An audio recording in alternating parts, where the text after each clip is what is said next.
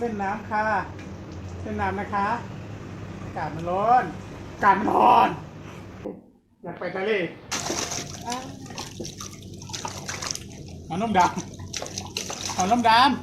ำผมไม่ได้เป็นคนดีประเดี๋ยวครับเจ้าว่าคำว่าถึงบ้านะแต่ว่าคนดีนะแต่ว่าคำว่าบ้าไหมเจ้าคือเราบ้าเพราะบ้าโอ้เก็บตายไปตายน้ำไม่แน่เนี่ย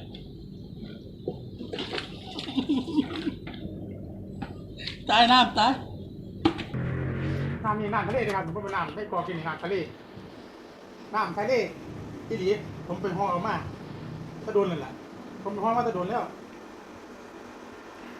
กินน้องครับกินเหล้าไม่ได้กินเหล้าเมียดาครับพี่น้องหูป่ะอาการเล่นน้ำมันบดีต่อสุขภาพเลยมันจะปอดบวมครับนี่ครับผมเห็นจนบวมครับเห็นมั้ยนี่ผมเห็นโดนเติมเล่นนี่บวมใครอึ้งเลยกันนี่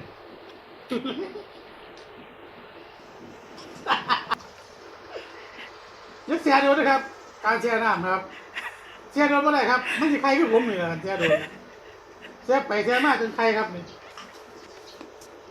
นี่แหละครับทะเลที่เสียสุกมันไม่อย่างนั้น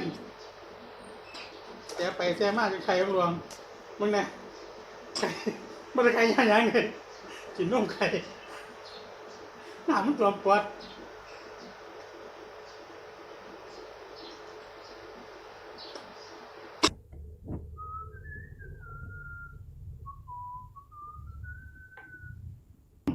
ไปเที่ยวทะเลกันไหม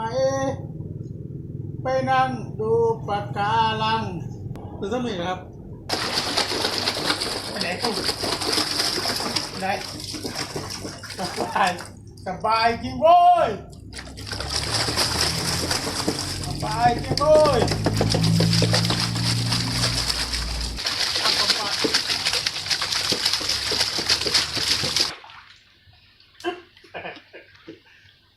เห็นเนาะนะนี่แหละครับเกิดมาต้นทุนต่ำครับหาเต่ากินคำผมไม่งั้นไปเล่นทะเลกับเพื่อนครับผมเดินตรงไหนมาเล่นน้ำประปานครับนี่แหละพี่น้องความสุขของผมอย่างหนึ่งครับ